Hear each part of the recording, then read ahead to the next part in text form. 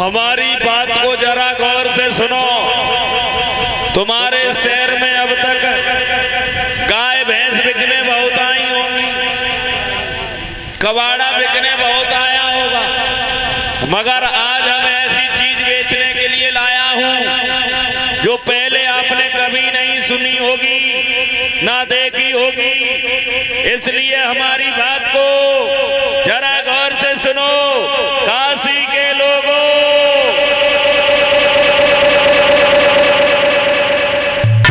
आवाज लगाई कि तीन प्राणी खड़े आज बिकते यहाँ, और लेने वाले नया आए तो मैं क्या करूं।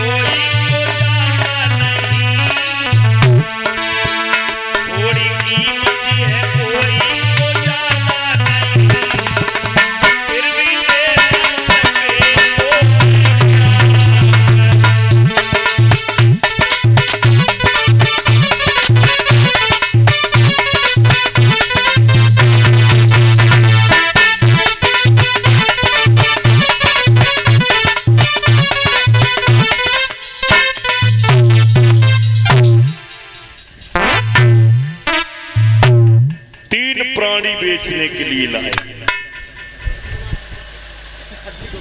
जो प्राणियों की आवाज लगी लोग भाग भाग के आ गए। एक मेहतर आया, एक ब्राह्मण आया, पूछ लिया कौन बेच रहा है इन तीनों प्राणियों को। विश्वामित्र बोले मैं बेच रहा हूं। अच्छा अच्छा सुनो, इस नौजवान को तो हम खरीद सकते हैं, लेकिन हम खरीदेंगे कब? अगर ये हमारे घर चल करके मरघटिया का काम करेगा तब। इससे पूछो क्या ये मरघटिया का काम करेगा?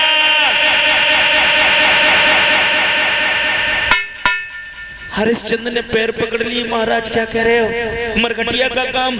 अरे तुम हमें मरघटिया से भी नीचे का काम दे देना, मैं तो वो भी कर लूंगा, मगर इस बाबा के ऋण से मुझे ऋण करवा दो, मैं इसका ऋणी बन करके नहीं रहूंगा।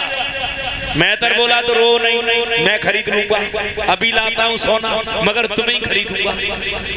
और जैसे ही 20 भार सोना लेकर के आया, तारा ने हरिश्चंद्र को समझाया महाराज अगर तुम पहले बिक गए तो हमारे ऊपर से अधिकार हट जाएगा, फिर ये मत कहना कि तूने मुझे पहले नहीं बताया, पहले हमें बेच लो।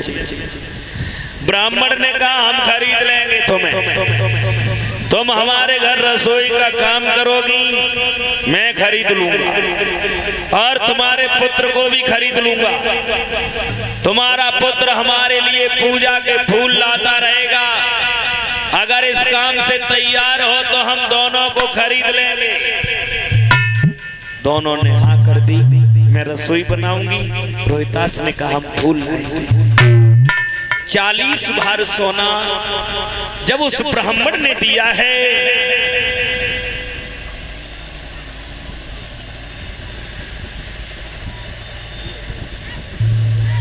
हरिश्चंद्र के पास में खड़ी हुई थी रानी तारा। हट करके मेहतर के पास खड़ी, मेहतर से हटकर हरिश्चंद्र के पास से हटकर उस ब्राह्मण के पास खड़ी हो गई। हरिश्चंद्र के मुंह से एक ही शब्द निकला, जाओ मेरे घर की लक्ष्मी तुम्हारी सदा जय हो। क्यों? क्योंकि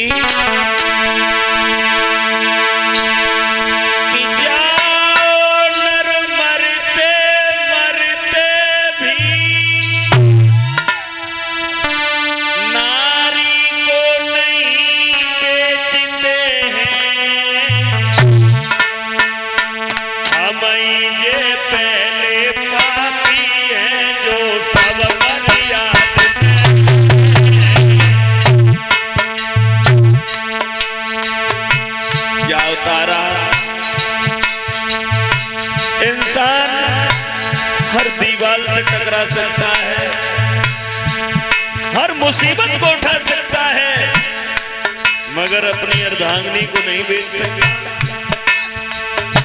हम ही पहले पापी हैं जो सारी मर्यादा तोड़ रहे हैं। जाओ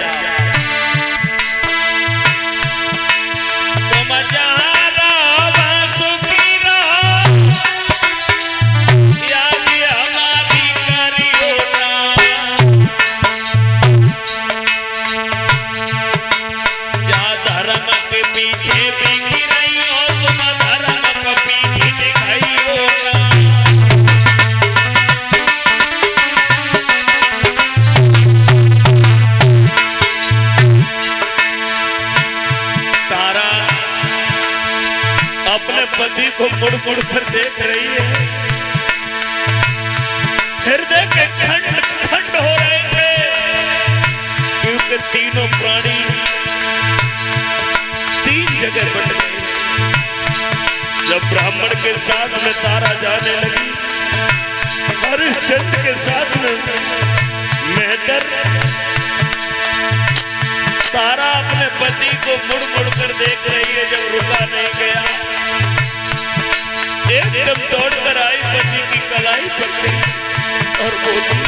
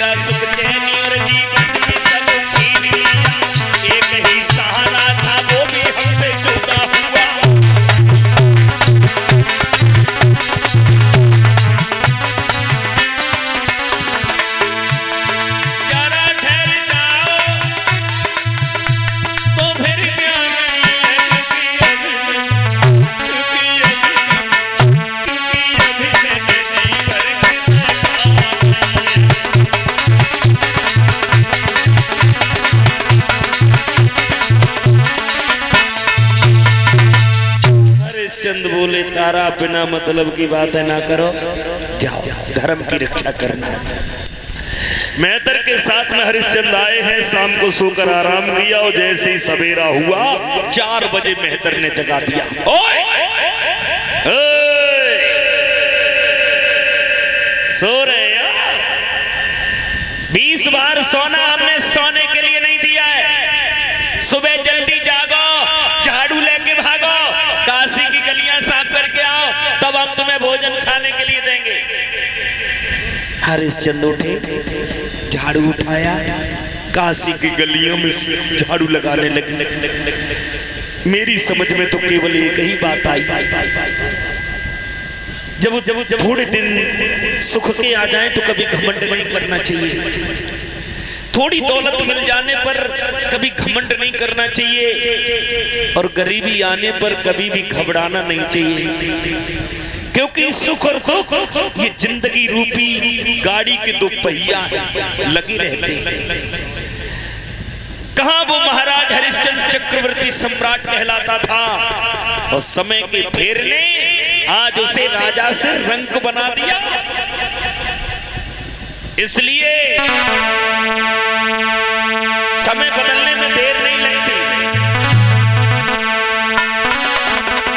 कि सदा दिन एक से किसी के न गुजरते देखे इंसान दुनिया में चढ़ते उतरते देखे।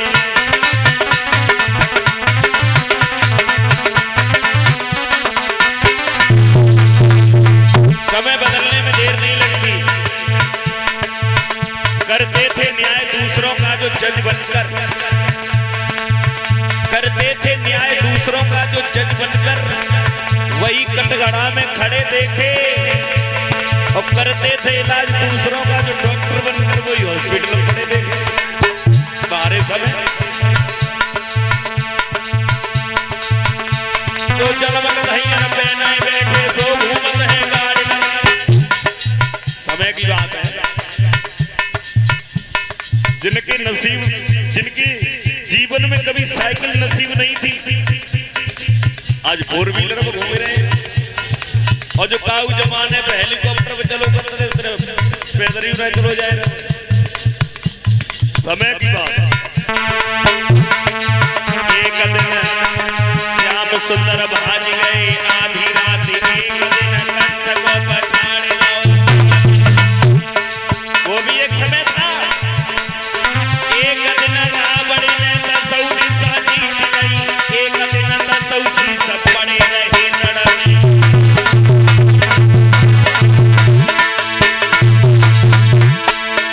एक दिन अर्जुन ने महाभारत जीत लो और एक दिन गोपिका लूट गई। और नर प्राणी फिर काहे को गुमान करे, सूरज के 3 मन हो गए।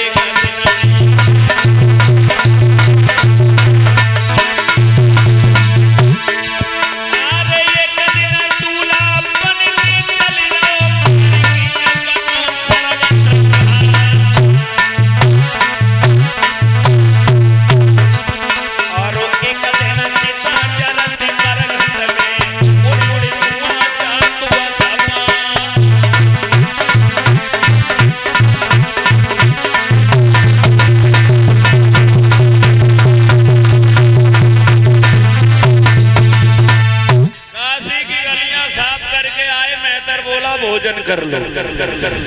और जैसे ही भोजन करने के लिए दौड़े,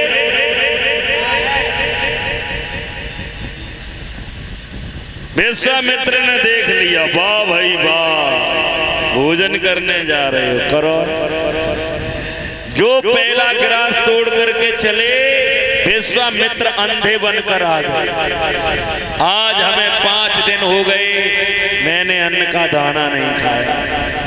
हरिश्चंद्र सोचने लगे हमें 3 दिन भाई और चाहे 5 दिन हो गए, चलो हम तो पानी पी के भी रह लेंगे, इस अंधे को भोजन दे दिया जाए। उठाई थाली पकड़ा दी, भूखे रह गए। दूसरे दिन फिर तो ही काम करो। जैसे ही भोजन करे वे बैठे, सोई वही विश्वामित्र कोड़ी का रूप लेके आ गए। और जैसे ही सामने आए, मुझे आज 7 दिन हो गए भोजन नहीं मिला। हरिश्चंद्र ने उठाई थाली पकड़ा दी, बोली तू खा ले, हम तो भूखे ही रह लेंगे। 1-2 दिन नहीं, आज 27 दिन हो गए हरिश्चंद्र के पेट में अन्न का दाना नहीं पहुंचने दिया। इतनी कठोर तपस्या, इतनी कठोर परीक्षा ली। मतलब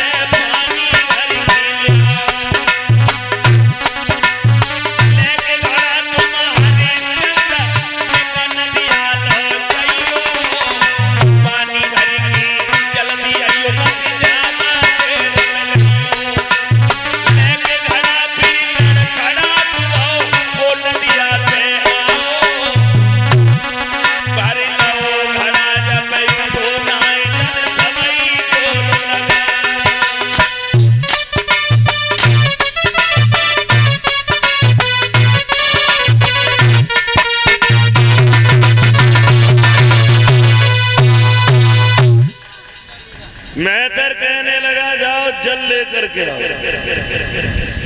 घड़ा हाथ में लिया, नदी पर पहुंचे, पानी भर तो लिया मगर शरीर में शक्ति नहीं थी, वो घड़ा उठा नहीं पाए। जब घड़ा नहीं उठा तो घड़ा के ऊपर सर रख लिया और हरिश्चंद्र पुरानी याद करके फपक फपक करके रोने लगे। सोचने लगे हैं दीन बंधु, एक दिन वो था लोग हमें मुड़ मुड़ करके देखा करते थे और आज हमें अपना शरीर स्वयं देखने में अच्छा नहीं लगता। फपक फपक करके रोने लगे।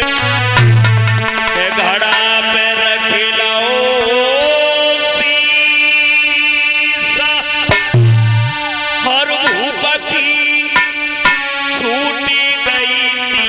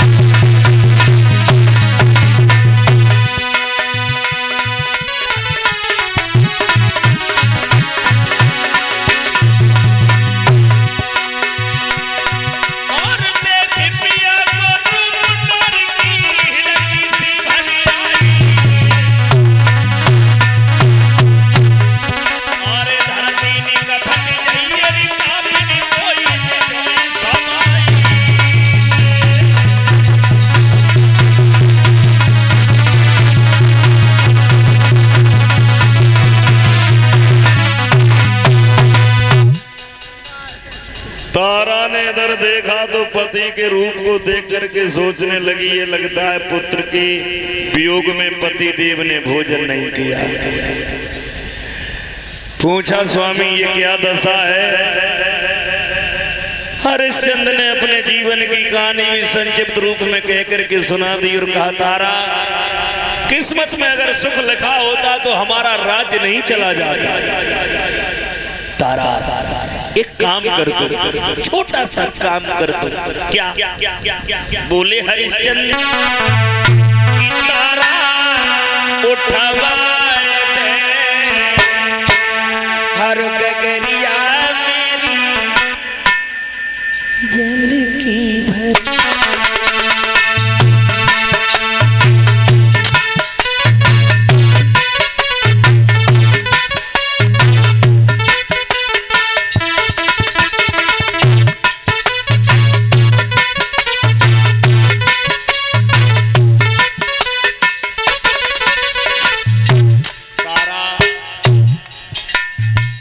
घड़ा में थोड़ा सहारा लगा दो, उठवा दो, क्योंकि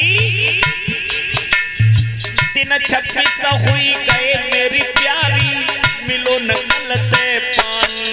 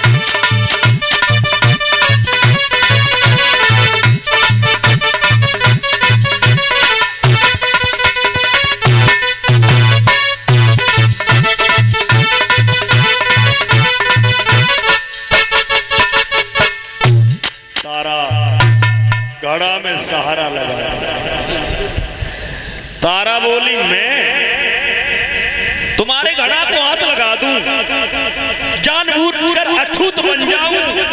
अरे तुम्हारे हाथ में मेहतर का घड़ा है और मेरे हाथ में एक ब्राह्मण का घड़ा है। तुम एक मेहतर के नौकर और हम ब्राह्मण की नौकरानी है। तुम्हारे घड़ा को छूंगी अछूत हो जाऊंगी, भला फिर ब्राह्मण के घर कैसे जाऊंगी, इसलिए मैं नहीं उठवाऊंगी। हाँ, एक अकल बता दूं, घड़ा लेकर के जल में घुस जाओ, ताकत कम लगेगी, घड़ा उठ जाएगा, तुम्हारा काम हो जाएगा, मेरा धर्म बच जाएगा। तारा ने घड़ा भरा, उठा के सर पे रखा, चली गई, पीछे मुड़ के भी नहीं देखा। हरिश्चंद्र सोचने लगे जब भाई तारा है। मंडप के नीचे जब भामरें पड़ी थी तब इसने कहा था दुख और सुख में हम कभी साथ नहीं छोड़ेंगे। आज हमारे रूप को देखकर, काया को देखकर मुंह मोड़ के चली गई। फिर सोचने लगे तब जाको स्वार्थ है तो मतलब है तो, अब कोई स्वार्थ तो है ना। लेकिन एक बात सोची और ये बात सच भी है